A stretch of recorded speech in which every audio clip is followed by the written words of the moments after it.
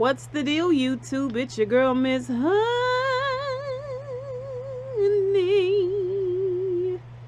Oh, I don't know how I mustered up the strength to give y'all the Miss Honey. As y'all can see, I have been crying. I'm upset about this episode of Queen Sugar. It just was a lot for me. But we gonna talk about everything. Y'all know we got to get into this episode. You already know what this is. Welcome back, welcome back, welcome back. Y'all, I am so devastated about this episode. Like, what the flip? Okay. So let's do our housekeeping stuff so that I don't forget. Welcome back to everyone. If you are a regular honeybee, a regular subscriber, go ahead right now before you forget and hit that thumbs up button, you guys. It's important to me. And don't forget to comment down below. If you're new to my channel, go ahead and hit that subscribe button. Hit that bell right next to it so you'll know when I put a video out, as well as give me that thumbs up. Just do it. Just boop, boop, boop. Done. Right? Then leave me a comment down below. You guys, if you looked at my channel at all, you'll see that we chop it up down below in the comment section. I love each and every one of my honeybees, and I would love to add you to my tribe. Okay, you guys, this is Queen Sugar season 2 episode 13, Heritage, and it was a booger, okay, to say the least. It was a tough episode. I'm not doing my MVPs and my shining stars this episode. I just can't do it. What we're gonna do, quick, fast, and easy. I think it's gonna go by couples. And the show opened with Ralph Angel and Darla, you know, at the homestead. He has decided to go ahead and take a job at the shrimp factory, like Hollywood suggested, to make that extra money. And you know, it's a real sweet moment where he's washing off his boots and washing off his face, and of course he's constantly talking about he smells like shrimp, and he doesn't want to get the shrimp smell on her. He's brought shrimp home because her family is coming, and hopefully Aunt Vi will make etouffee. And we're just gonna put a pin in it there because Ralph Angel and Darla actually end the show, so we will do them last. Let's talk real quick about Aunt Vi. Aunt Vi has gone to the doctor. You guys know that I have been waiting with bated breath to find out what was going on with Aunt Vi. And I'm so sad to hear that Aunt Vi has lupus. And Tina Lifford played the heck out of this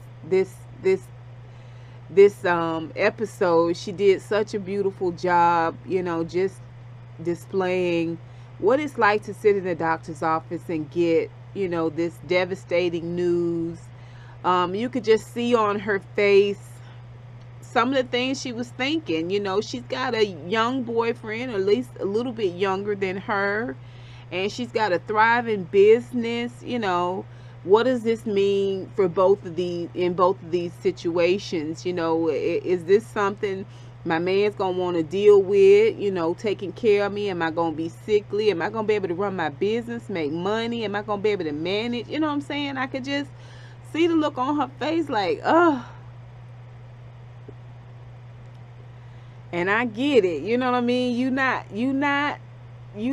up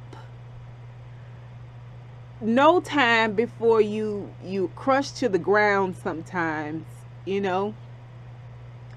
And she doesn't have the strength. She's supposed to host Darla and her family at her home. You know, Aunt Vi's got a beautiful piece of land and a beautiful home. She's an excellent cook. And she just doesn't have the strength.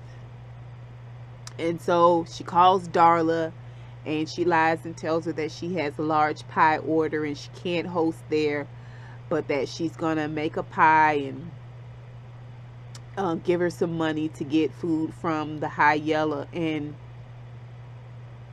Aunt Vi is a very open person and very truthful. I could tell that it hurt her to have to lie to Darla, but at the same time I could tell that she just did not have the strength to sit there and smile and laugh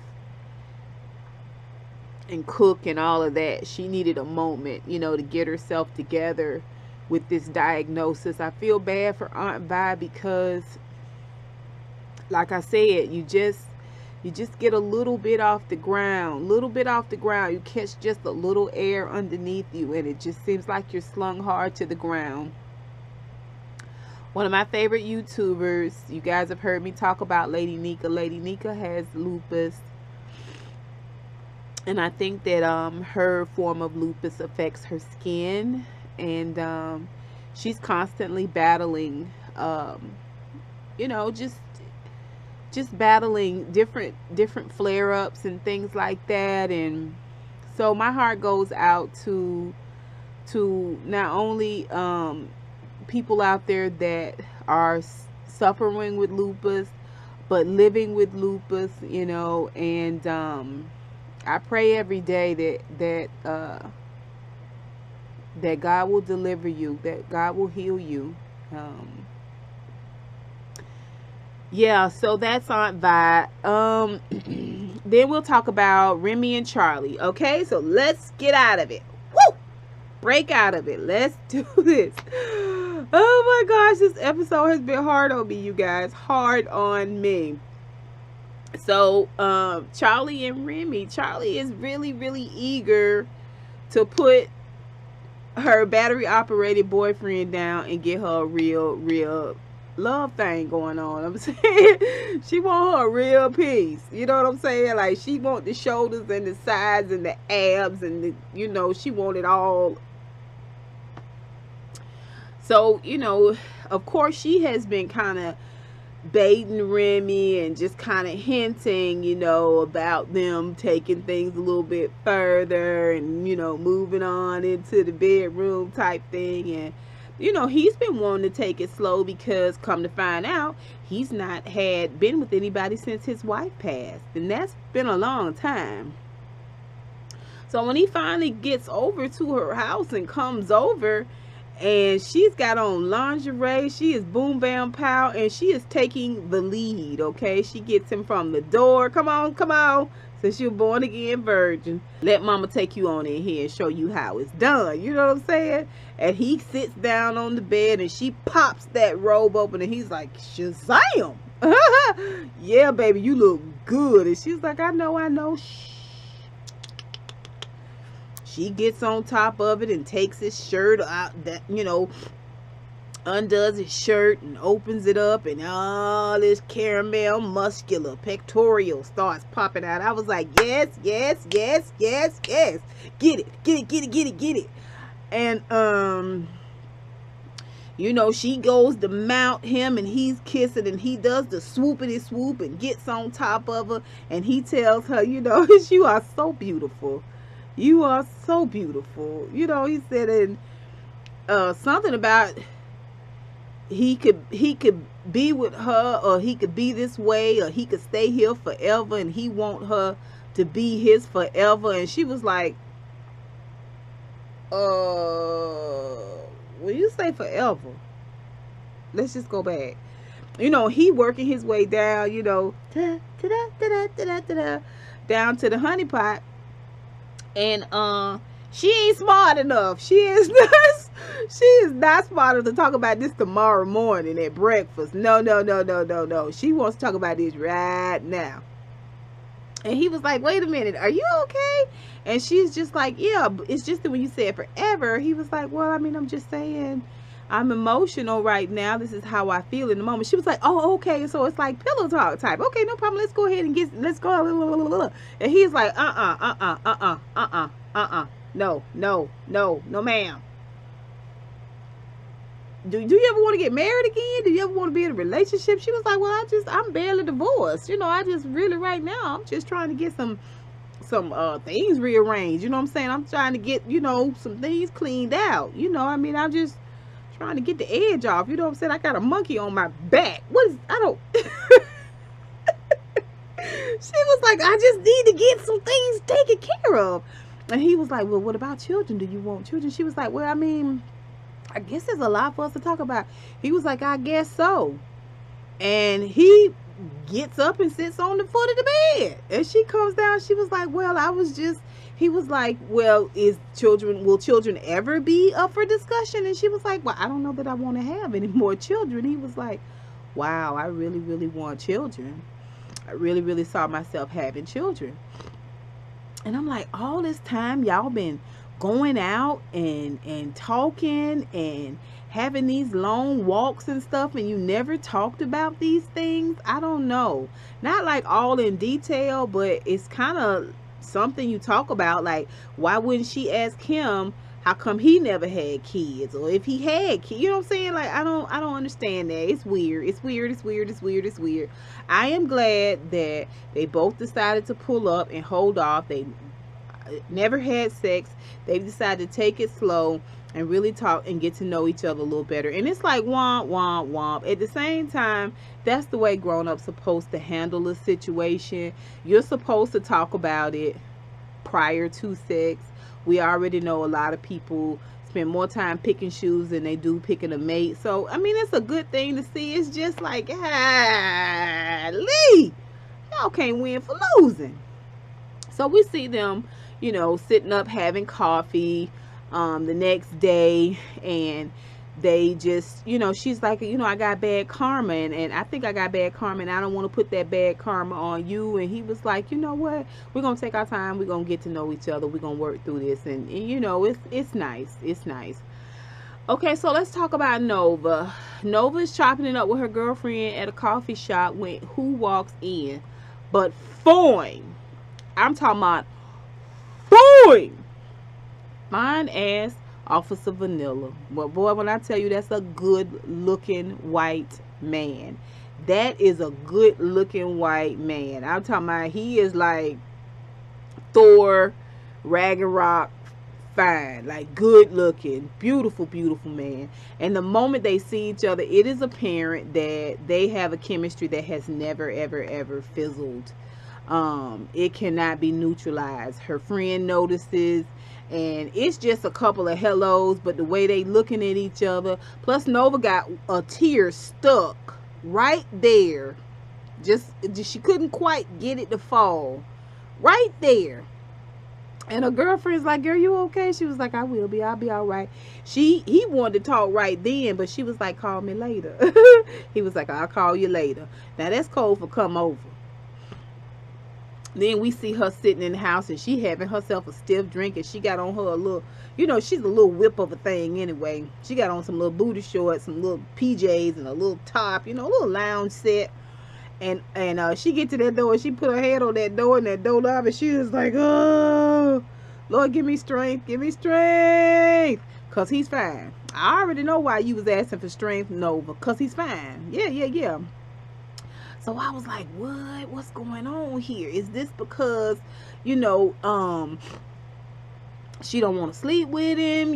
She's nervous about the situation. Y'all know the last time they was together, it was a horrible, horrible situation that happened in the club with a friend of his being completely inappropriate, and then being a racist jerk, and he didn't really take up for that, like she felt like he should. So he comes in, and you could just tell that they have a huge amount of chemistry. Even as actors, that chemistry that they had together was pretty darn hot. Yeah. So he just tells her, I joined the force because somebody else wanted me to. I got married because somebody else wanted me to. I did all of these things. The only time I've ever been able to honestly be myself, who I really, really am, is with you. And I love you. I want to be with you. He's not wearing his wedding ring. That situation is over. all of that. He gets down in front of her and she is crying and she loves him too. Y'all remember Dr. Romance told her he loved her, but she didn't say it back. But now she's saying, I love you too. And, you know, she's saying what we have is undeniable. And he's like, all I've been thinking about you. I said, if I ever got a chance to, you know, to you know, make amends with you, that's what I'm going to do. And she is pulling up a little bit at this point. And he feels like, why? Because what happened at the club? He said, I fixed that. I fixed that. I made him pay for what he said. She was like, I'm over that. I'm done with that. She said, I love you, but I love my people more. And how am I going to be out here protesting against police brutality and I'm coming home to a police officer? You don't understand what it is I am going through, what it is I'm fighting for. And he said, I've never, ever, ever said anything about your activism. And she's like, you never said anything about it at all. Like, you never brought it up. You never mentioned it. It's the, how can I be with a man and a huge part of myself, I have to hide it from him because he doesn't understand, or you prefer not to hear about it.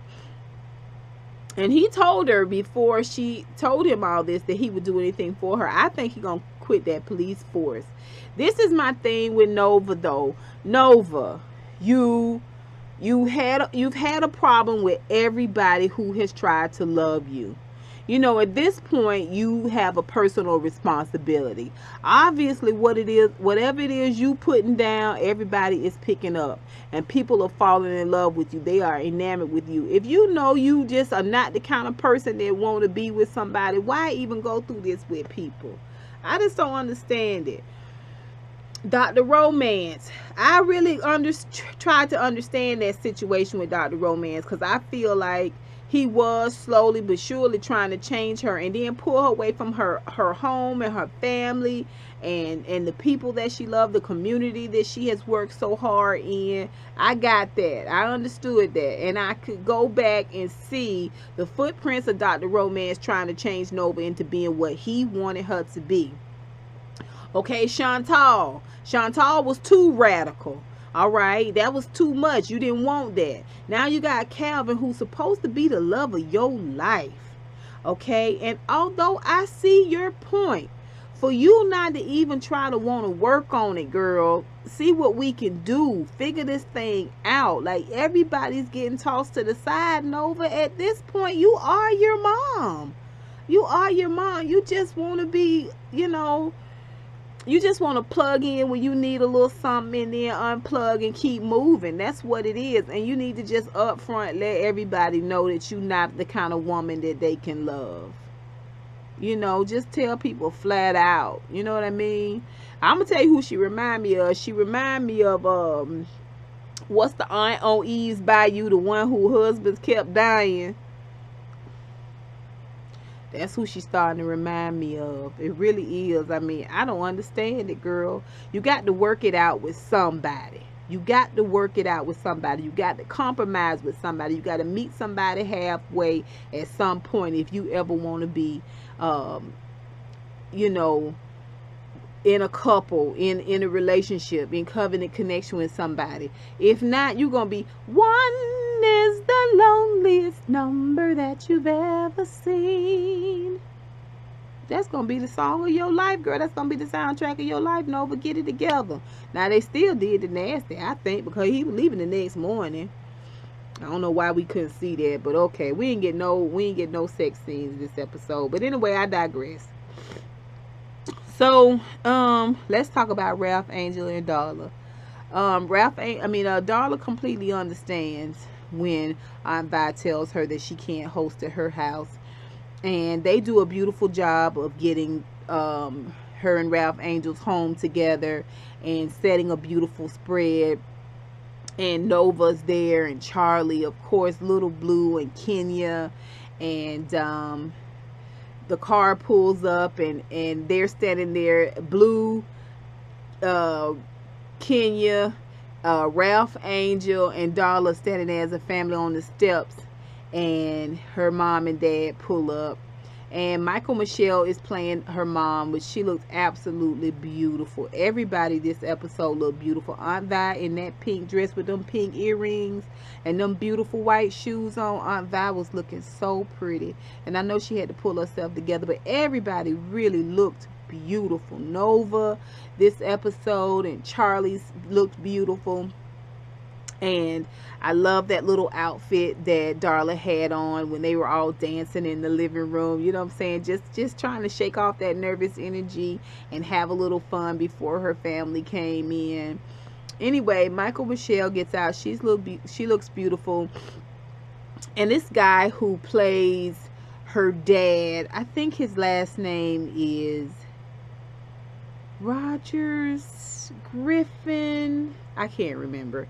Anyway, he always plays a character that I don't care for. So I was kind of finding it hard to like him.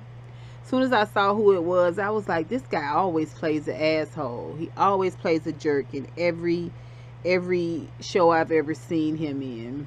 Anyway,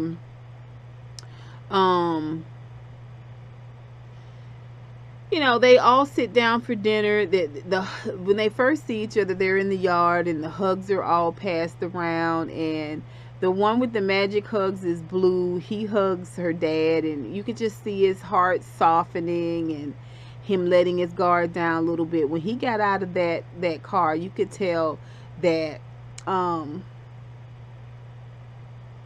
you could just tell that he was a man that was nervous. Like he did not know what to expect. The mom seemed a lot more open, but of course I'm thinking it's because he's a jerk. He's a butthole. He's gonna act crazy. And sure enough, when they sat down for dinner, he you know, all he can do is call upon what he knows, you know, in terms of, one, being a male, but two, being a father of a daughter that he has. What he knows about her is this negative. I mean, he probably knows this little bit of her growing up as a small child, and as soon as she got older, you know, she started doing these drugs, and and you know, at this point she's unrecognizable. So he gives Nova accolades because he saw her on TV. He's very proud of her. He gives Charley accolades for being the first black woman to open her own mill and how proud he is of her. And you could see that Darla is getting more and more wilted. And Charley sort of swoops in and says, I couldn't do it all without without Darla. And he says, I'm sure you both, Darla, can learn a lot from the both of you. And Ralph Angel just chimes in, as he should, as her man, as her future husband. He says she can teach a lot too. You know, she's done a lot to recover herself and to become a great person. And that's something to be proud of too. And so it's just a moment, you know.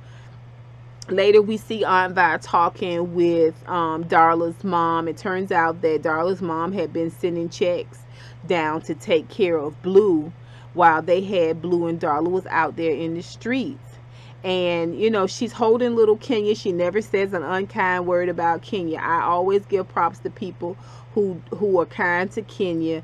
But she just rubbing Kenya's hair. You could just tell she's a little bit nervous. Like, they both are just waiting. They're just waiting to see what the catch is. You can tell that they are very, very gun shy about being there, about Darla's sobriety.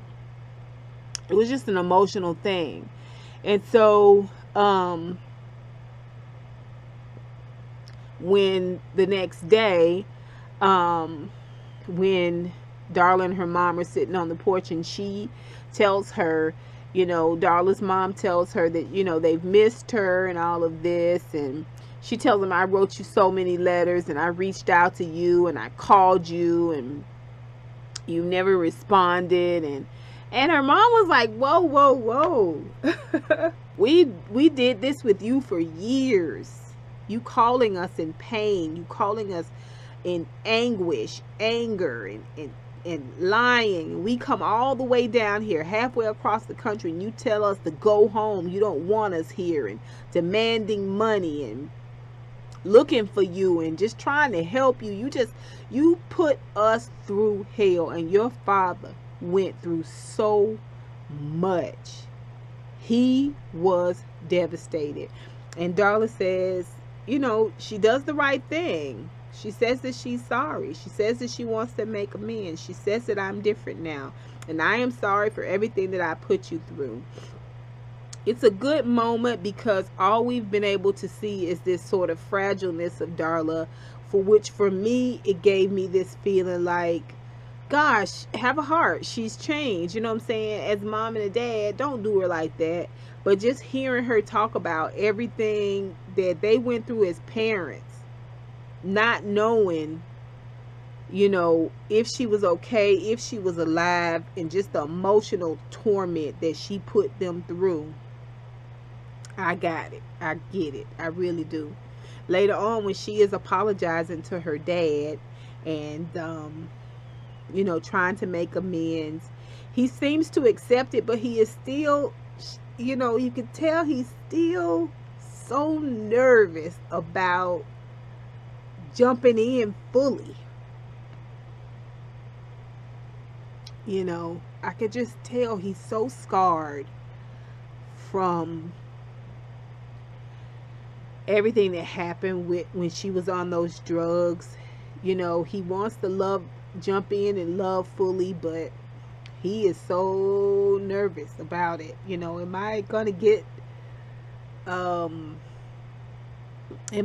my heart broken again? You know, is this really my little girl again? And anyway, he tells her that, you know, that's good that she is going to make amends, but she also needs to make amends with everybody, including Ralph Angel.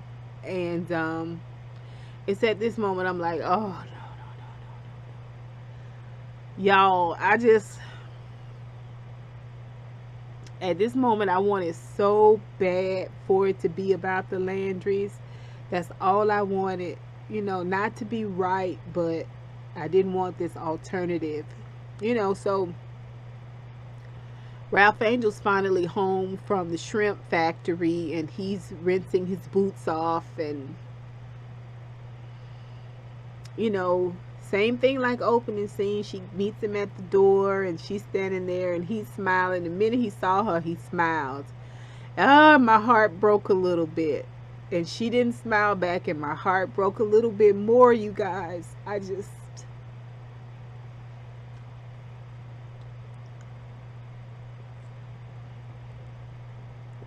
You know, but this is what drugs does. It doesn't just destroy you.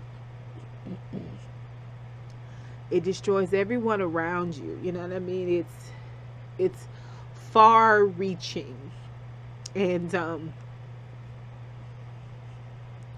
she just starts off by telling him that she, you know, she has something to tell him, and she doesn't want him to hate her. And you can just tell he is frightened, and he tells her, I'm scared, you're scaring me. And she tells him that when they first got together, she went back home and she got into some drugs with her friends, some really, really hard drugs, and she slept with someone. And you know, you can tell that on Ralph Angel's face, he's hoping that's all that it is, that she's just confessing having messed around on him when they first got together. But the moment she says blue, you know, you could just see Ralph Angel's spirit break. And when I tell y'all, coffee syrup acted his ass off, you know, because he said, don't tell me this. Y'all know he loved Blue more than anything on this earth. I mean, his family has taken care of Blue and loved him while both of them were gone. And Blue was all Papa brought alone. That was his last wish, was to see Blue.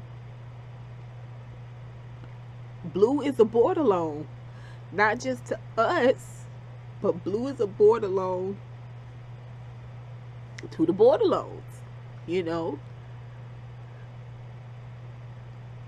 And he's just walks off. He's able to take a few steps, and the weight of it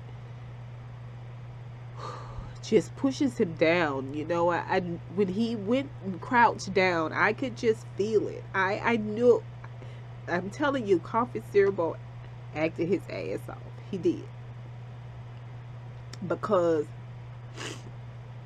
I've been there before when I've gotten some news that was so heavy, I had to get low. I had to